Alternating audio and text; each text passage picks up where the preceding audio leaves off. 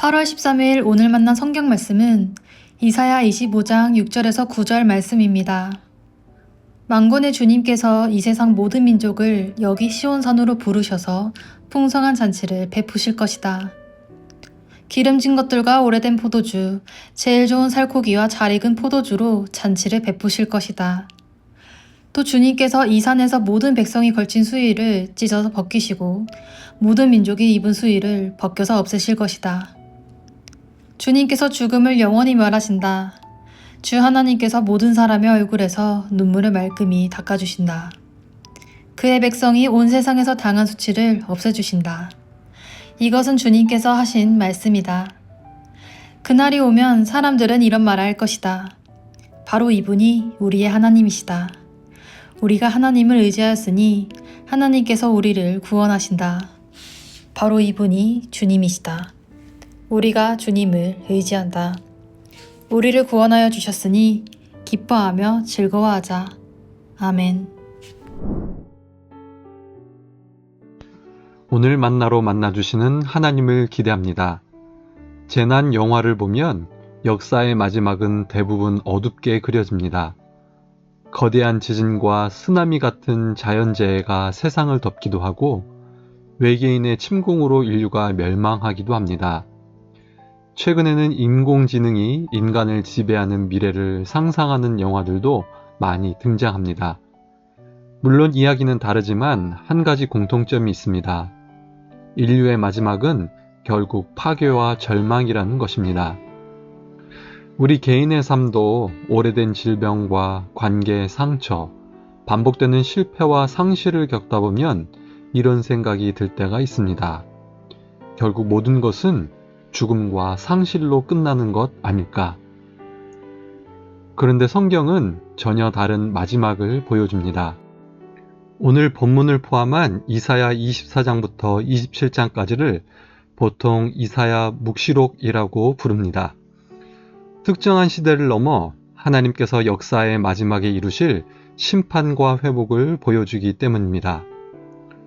열방을 심판하시는 하나님께서는 한 나라만이 아니라 온 세상을 다스리심을 드러내십니다. 먼저 24장에는 온 땅이 무너지고 인간의 교만이 심판받는 장면이 나옵니다. 누구나 이제 끝이구나 라고 생각할 만한 순간입니다. 그런데 25장에 들어오면 예상하지 못한 장면이 펼쳐집니다. 하나님께서 폐허가 된 세상 가운데 잔치상을 차리십니다. 6절에 보면 하나님께서 모든 민족을 시온산으로 부르셔서 풍성한 잔치를 베푸실 것이라고 말합니다. 하나님께서는 자기 백성만을 위한 작은 잔치가 아니라 모든 민족을 위한 잔치를 준비하십니다.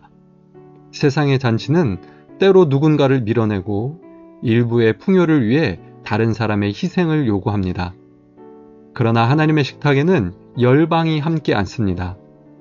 배제되었던 사람에게도 자리가 주어지고 부족함이 아니라 하나님의 풍성함이 모두를 먹입니다.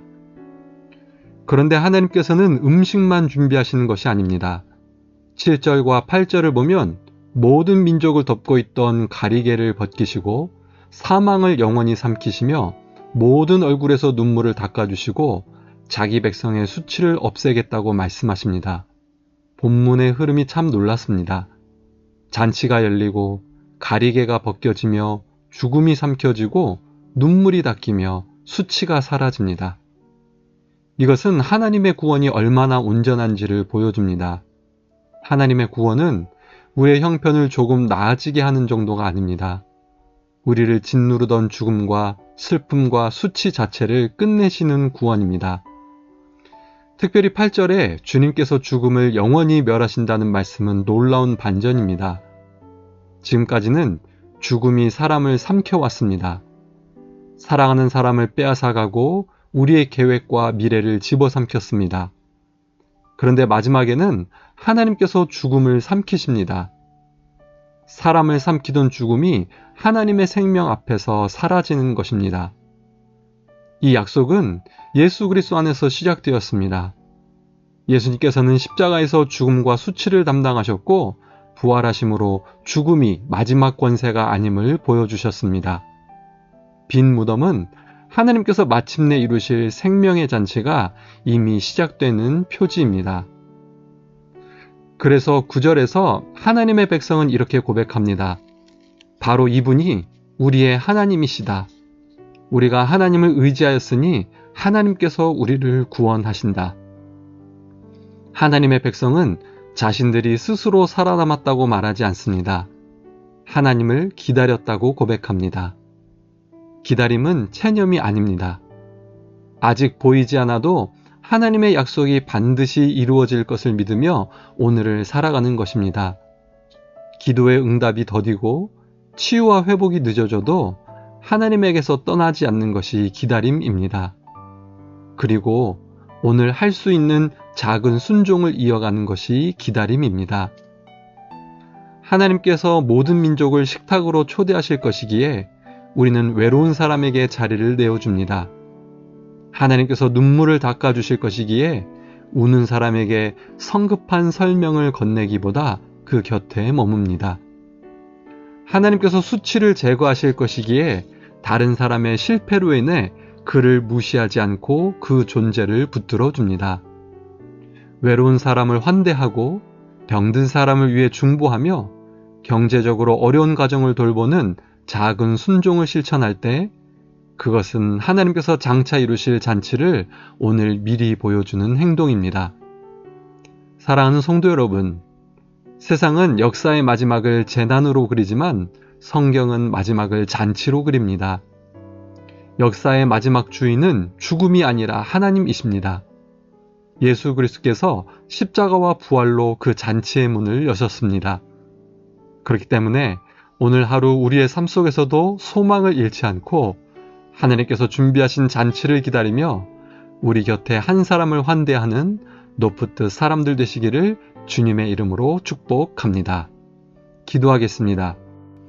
거룩하신 하나님 아버지, 죽음과 눈물과 수치가 마지막이 아니라 생명과 잔치를 준비하시는 하나님을 바라보게 하시니 감사합니다. 십자가와 부활로 그 약속을 이루신 예수 그리스도를 더욱 신뢰하게 하시고 기다림의 시간 속에서도 낙심하지 않고 소망 가운데 살아가게 하옵소서. 오늘도 우리의 식탁과 삶을 통해 한 사람의 눈물을 닦아주고 하나님 나라의 잔치를 미리 살아내는 믿음의 사람들 되게 하옵소서. 예수님의 이름으로 기도드립니다. 아멘.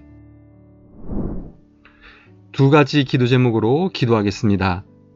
죽음보다 강하신 하나님의 약속을 붙들고 기다림의 시간에도 소망을 잃지 않으며 우리 삶으로 하나님 나라의 잔치를 드러내는 성도와 교회가 되게 하옵소서.